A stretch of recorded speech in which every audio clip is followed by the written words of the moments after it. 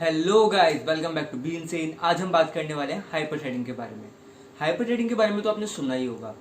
Pentium G4060 के launch के बाद सबसे ज़्यादा हमें जो टर्म सुनने को मिला था वो था हाइपर थ्रेडिंग।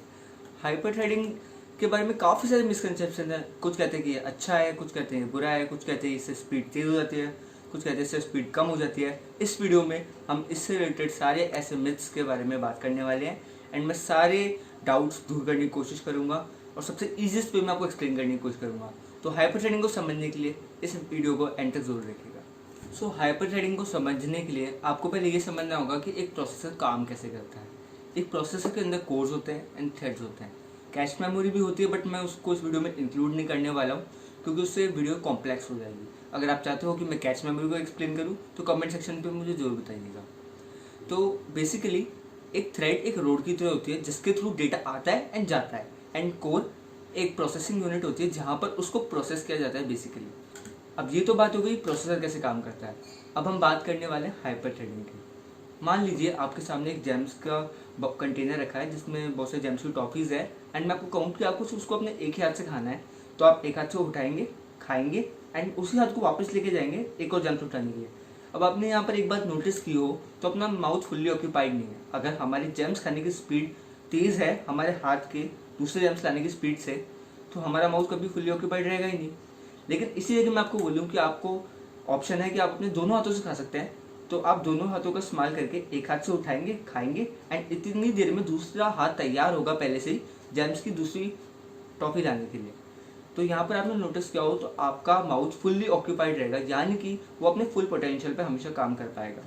इसी वे में हमारा सीपीयू भी काम करता है। आप माउथ को कोर्स समझ लीजिए एंड थ्रेड्स को अपने हाथ समझ लीजिए। अब मान लीजिए जैसे हमारा जो थ्रेड है वो प्रोसेसर को वर्क ला के देता है, उसका काम यही होता है कि वो प्रोसेसर को वर्क ला के दे। अगर थ्रेड की स्पीड प्रोसेसर के वर्क करने की स्पीड से कम हुई तो जितनी देर में एक थ्रेड उसको एक काम ला के देगा उससे पहले ही वो उससे पहले वाले काम को खत्म कर चुका होगा, यानी कि वो फ्री हो जाएगा थ्रेड के दूसरे काम लाने से पहले ही। लेकिन इसी जगह अगर दो थ्रेड होते तो फर्स्ट टास्क कंप्लीट करने से पहले ही जो दूसरा थ्रेड है वो उसके लिए दूसरा टास्क ला चुका होगा, यानी कि वो कभी फ्री नहीं रहेगा। हमेशा उसको कोई ना कोई थ्रेड उसको टास्क प्रोवाइड कराता रहेगा जिसके थ्रू वो हमेशा फुल्ली यूटिलाइज रहेगा। अब बात कर लेते हैं इसके मिथ्स के बारे में। इंटेल खुद अपनी वेबसाइट पे कहता है कि इसके अंदर दो तो फिजिकल कोर है एंड 4 लॉजिकल कोर्स है, यानी कि जो भी प्रोसेसर जिसके अंदर 2 कोर्स और 4 थ्रेड है या फिर 4 कोर या 8 थ्रेड है, तो उसके अंदर जो टोटल अमाउंट ऑफ कोर्स होता है वो उसके फिजिकल कोर्स हैं एंड उसका डबल उसके लॉजिकल कोर्स है, यानी कि जिसमें 2 कोर्स हैं उसके अंदर 4 लॉजिकल कोर्स हैं। लेकिन मेरे मानने में ऐसा नहीं होता है, क्योंकि एक जो हाइपर थ्रेडेड सीपीयू होता है जिसके अंदर एक 2 थ्रेड्स होते हैं एक कोर के साथ, वो उसके एक ड्यूल कोर के बराबर परफॉर्म कर सकता है लेकिन उससे बेटर कभी परफॉर्म नहीं कर सकता।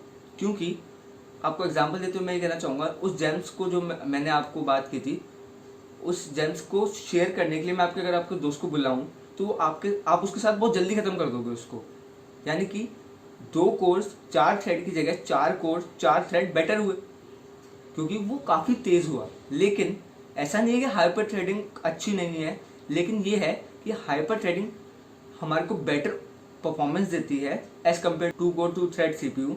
बट 2 कोर 4 थ्रेड का सीपीयू 4 कोर और 4 थ्रेड के सीपीयू से बेटर नहीं हो सकता। सो इसका कंक्लूजन हमें ये मिलता है कि जो एक 2 कोर और 2 थ्रेड वाला सीपीयू होता है वो कमज़ोर होता है एक 2 कोर और 4 थ्रेड वाले सीपीयू से, एंड जो 2 कोर और 4 थ्रेड वाला सीपीयू होता है वो कमज़ोर होता है एक 4 कोर और 4 थ्रेड वाले सीपीयू से। सो आज के लिए बस इतना ही। Thanks for watching.